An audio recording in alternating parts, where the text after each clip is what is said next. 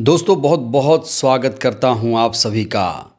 बिहार में मतदान का सभी रिकॉर्ड टूट गया। दोस्तों आपको जानकर खुशी होगी कि 3 बजे तक बिहार में 60% से ज़्यादा वोटिंग हुई और कहा जा रहा है कि 6 बजे आते आते ये जो वोटिंग परसेंटेज है 70% पार हो चुका है। यानी लोकतंत्र के इस महापर्व में बिहार के लोगों ने बढ़ चढ़कर हिस्सा लिया है। इस बीच एग्जिट पोल के नतीजे आंकड़े भी सामने आ रहे हैं। दोस्तों आपको बता दें कि आज बिहार में दूसरे चरण की जो वोटिंग थी वो खत्म हो गई और वोटिंग खत्म होते ही तुरंत एग्जिट पोल का सिलसिला शुरू हो जाता है। आप जानते हैं कि इस समय टीवी मीडिया में मारामारी चल रही है, आंकड़ों की बाजीगरी चल रही है, आंकड़ों से खिलवाड़ चल रहा है। टीवी मीडिया का सर्वे क्या है वो भी आपको बताऊंगा। साथ ही साथ आज मैं आपके सामने एक सटीक आंकड़ा रखने जा रहा हूं जो एग्जैक्ट पोल है, जिसे आप सटीक पोल मान सकते हैं।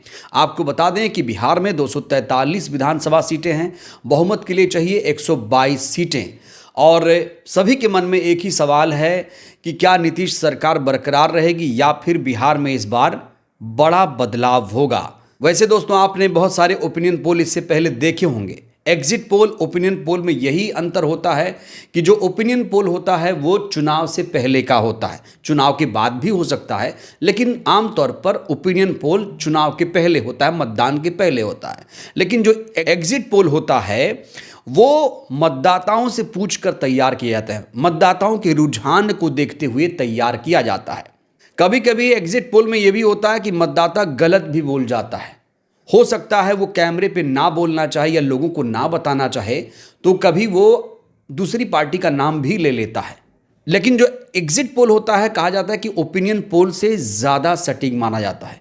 याद रखिएगा, चाहे ओपिनियन पोल हो चाहे एग्जिट पोल हो, ये अंतिम फैसला नहीं होता है। 14 नवंबर को अंतिम फैसला होगा। 14 नवंबर को बिहार चुनाव का नतीजा आएगा। लेकिन अभी जो चल रहा है एग्जिट पोल दोस्तों, वो बताना आपको बहुत ज़रूरी है। इस समय टीवी मीडिया में और ख़ास तौर से जो गोदी मीडिया है, जिसे गोदी मीडिया आप लोग कहते हैं, वो जानते हैं क्या कर रहा है? वो आंकड़ों से जनता को उलझा रहा है। गोदी मीडिया हेडलाइन लिखता है कि बिहार चुनाव हार चुके हैं तेजस्वी राहुल। एनडीए को 175-185 सीटें दी जा रही हैं, वहीं महागठबंधन को 55 से 65 सीटें दी जा रही हैं। दोस्तों इससे बड़ा झूठ कुछ हो सकता है? गोदी मीडिया हर तरह से अपने आका को खुश करने में लगा हुआ है। और याद रखिए, गोदी मीडिया सिर्फ चैनल नहीं होते हैं, कुछ यूट्यूबर भी गोदी यूट्यूबर होते हैं जो सरकार की चाटुकारिता करते हैं। लगातार इस तरह के आंकड़े सामने आ रहे हैं जहां पर जनता एकदम भ्रम में है, समझ ही नहीं पा रही कि कौन सा आंकड़ा सही है कौन सा गलत है। तो चलिए दोस्तों, अब मैं आपको एग्जैक्ट आंकड़ा दिखा देता हूं कि आखिर बिहार में किसकी बन रही है सरकार, एग्जिट पोल में किसकी बन रही है सरकार। सबसे पहले दोस्तों हम बात करेंगे एनडीए की। अगर मैं एनडीए की बात करूं तो इस समय जो सटीक एग्जिट पोल सामने आ रहा है उसमें एनडीए को 105 से 110 सीटें मिलती हुई नजर आ रही हैं। दोस्तों याद रखिएगा, ये सटीक पोल मैं आपको दिखा रहा हूं, ये किसी से बायस्ड होकर नहीं तैयार किया गया है। ये जो सर्वे है लोगों से पूछ कर तैयार किया गया है। 105 से 110 सीटें एनडीए को मिल सकती हैं। वहीं पर अगर मैं इसे ब्रेक करूं इन आंकड़ों को, महागठबंधन में जानते हैं आप 4 से 5 पार्टियां हैं। अगर मैं बीजेपी की बात करूं, बीजेपी पार्टी की बात करूं, तो इस पार्टी को 62 से 65 सीटें, याद रखिएगा, बिहार में 62 से 65 सीटें भारतीय जनता पार्टी को मिल सकती हैं। वही अगर मैं बीजेपी के सहयोगी जेडीयू यानी नीतीश कुमार की पार्टी की बात करूं तो नीतीश कुमार की पार्टी को इस बार बिहार में बहुत बड़ा झटका लगा है। बहुत ज़बरदस्त नुकसान होता हुआ एग्जिट पोल में दिख रहा है। नीतीश कुमार को मात्र 38 से 40 सीटें मिलती हुई नज़र आ रही हैं। बिहार के एग्जिट पोल में आप देख रहे हैं बीजेपी का ग्राफ गिरा है और जेडीयू का भी ग्राफ गिरा है और सबसे ज़बरदस्त नुकसान एलजेपी को होने जा रहा है। चिराग पासवान की ये पार्टी है एलजेपी को यहाँ पर ज़बरदस्त नुकसान होने जा रहा है। एलजेपी को 2 से 3 सीटें मिलने की संभावना है। वहीं पर जो हम पार्टी है हिंदुस्तानी अवाम मोर्चा जीतन राम मांझी साहब की पार्टी है, जो मुख्यमंत्री भी रह चुके हैं बिहार के, वो अब एनडीए का हिस्सा हैं, दलित समाज से आते हैं। इनको यहाँ पर 1 या 2 सीटें मिलती हुई नजर आ रही हैं। वहीं अगर मैं महागठबंधन की बात करूं दोस्तों, तो महागठबंधन इस बार बाजी मारता हुआ नजर आ रहा है। महागठबंधन की कुल सीटें इस बार 120 से 120 से 125 सीटें महागठबंधन को मिलती हुई नजर आ रही हैं। हमने कहा कि जो बहुमत होता है 122 का होता है, यहां पर बहुमत क्रॉस कर दिया है। यहां पर जो बहुमत होता है उससे 3 सीटें ज़्यादा मिलती हुई नज़र आ रही हैं महागठबंधन को। अगर मैं इसे ब्रेक करूं, क्योंकि बहुत सारी पार्टियां महागठबंधन का हिस्सा हैं, अगर मैं सबसे पहले आरजेडी की बात करूं, जो कि बिहार की सबसे बड़ी पार्टी है, लालू प्रसाद यादव, तेजस्वी यादव की पार्टी है, तो इस पार्टी को बिहार में इस बार 92 से 99 सीटें मिल रही हैं। जी हाँ दोस्तों, ये आंकड़ा अभी अभी सामने आया है, जिसे सटीक आंकड़ा कहा जा रहा है। 92 से 99 सीटें आरजेडी को बिहार में मिलती हुई नजर आ रही हैं। वहीं अगर मैं कांग्रेस पार्टी की बात करूं, तो कांग्रेस पार्टी को 28 से 30 सीटें बिहार में मिलने की पूरी संभावना है।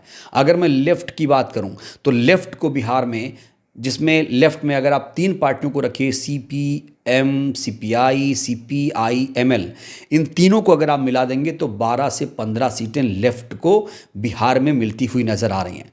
तो यहाँ अगर देखिए दोस्तों, बम्पर बहुमत नहीं मिल रहा है, बम्पर बहुमत महागठबंधन को नहीं मिल रहा है। महागठबंधन को 120 से 125 सीटें मिल रही हैं। हालांकि दावा किया गया था कि 160 सीटों का दावा तेजस्वी यादव जी की तरफ से किया गया था, और बीजेपी की तरफ से 170 सीटों का दावा अकेले किया गया था, जबकि बीजेपी 140 सीटों पर बिहार में चुनाव लड़ रही है। और आपने सुना होगा वो बयान गृह मंत्री का, जहां पर वो कह रहे हैं बीजेपी को 160 सीटें बिहार में आएंगी।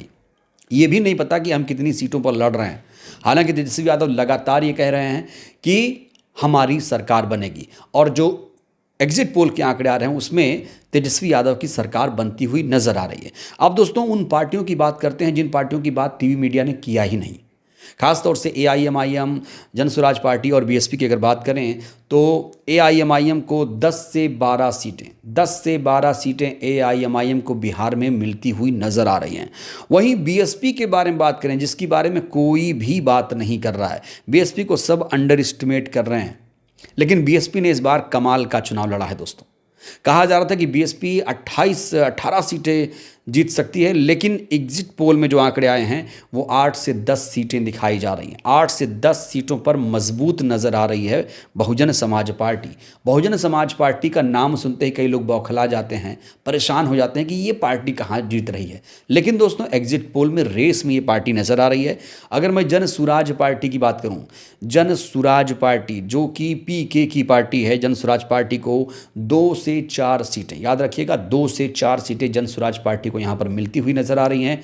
एएसपी पार्टी और मौर्य जी को 0 से 1 सीटें मिल रही हैं, नहीं भी मिल सकती हैं और मिल भी सकती हैं। याद रखिएगा, इस बार तीसरा मोर्चा एक गठबंधन बनाया गया था, ग्रांट डेमोक्रेटिक अलायंस जीडीए, जिसमें 3 पार्टियां थीं, आज़ाद समाज पार्टी और स्वामी प्रसाद मौर्य की पार्टी और एआईएमआईएम। वैसे एआईएमआईएम का कॉम्बिनेशन हमेशा बसपा के साथ हुआ करता था। 2020 में आपने देखा होगा, बसपा के साथ एआईएमआईएम ने चुनाव लड़ा था। लेकिन इस बार ओवैसी साहब ने चंद्रशेखर आज़ाद के साथ गठबंधन किया। हालांकि कहा जा रहा था वो इंडिया में जा सकते थे, जाने की कोशिशें कर रहे थे, लेकिन वो इंडिया में नहीं जा पाए थे, और फाइनली उन्होंने आज़ाद समाज पार्टी के साथ गठबंधन किया। अब बड़ा सवाल यही है, क्या ये गठबंधन यूपी चुनाव तक बरकरार रहेगा? वहीं खबर ये भी आ रही है कि हो सकता है आगे चल के बीएसपी और एआईएमआईएम साथ चुनाव लड़ें, लेकिन ये तभी संभव होगा जब मायावती जी चाहेंगे। मायावती जी फिलहाल गठबंधन करके चुनाव नहीं लड़ना चाहती हैं, बार बार कहती हैं हम किसी से गठबंधन नहीं करेंगे। अब इसमें उन्होंने क्या स्ट्रेटजी अपनाई है तो वही जाने, नतीजे खुद बताएंगे कितना फ़ायदा हो रहा है, कितना नुकसान। बहरहाल, बिहार में अगर देखा जाए तो नीतीश और मोदी को बहुत बड़ा झटका लगा है। नीतीश कुमार इस बार बिहार के सीएम नहीं बन पाएंगे। नीतीश के लिए ये आंकड़े सदमे से कम नहीं है। इन आंकड़ों को देखकर जाहिर तौर पर जो एनडीए के लोग हैं उन्हें मायूसी हाथ लगी। और ये आंकड़े दोस्तों कोई बायस आंकड़े नहीं हैं, टीवी मीडिया के आंकड़े नहीं हैं, क्योंकि टीवी मीडिया ने तो भर भर कर सीट दे दिया है एनडीए को। लेकिन ये आंकड़े बहुत रियल आंकड़े माने जा रहे हैं। इन आंकड़ों पर हर कोई विश्वास भी कर सकता है। लेकिन दोस्तों ये आंकड़े तो एग्जिट पोल के आंकड़े हैं। फाइनल आंकड़ा आपको देखने को मिलेगा 14 नवंबर को। अभी तो ये आपको सिर्फ एक रुझान के तौर पर आप देख रहे हैं, क्योंकि ये एग्जिट पोल है। इस पर हम पूर्णतः विश्वास आपको करने को नहीं बोलेंगे। फाइनली जो आंकड़ा आएगा वो 14 नवंबर को आएगा। ये जो एग्जिट पोल आपने देखा, ये एग्जिट पोल आपको कितना एग्जैक्ट लगा ये आप लोग बताएंगे। टीवी मीडिया के एग्जिट पोल भी आप लोगों ने देखा होगा जाहिर तौर पर। टीवी मीडिया के एग्जिट पोल को लेकर भी आप लोग बताइए कि टीवी मीडिया कितना गुमराह कर रहा है। टीवी मीडिया के एग्जिट पोल पर आपको कितना विश्वास हुआ। टीवी मीडिया आखिर ऐसे आंकड़े क्यों दिखा रहा है, और आपके हिसाब से, आप भी जनता जनार्दन हैं, आपके हिसाब से इस बार बिहार में किसकी सरकार बन सकती है? अपनी प्रतिक्रिया आप देंगे। कहाँ से ये वीडियो देख रहे हैं ये ज़रूर लिखिएगा। राय ज़रूरी है, हर कोई कमेंट करेगा। बहुत बहुत धन्यवाद।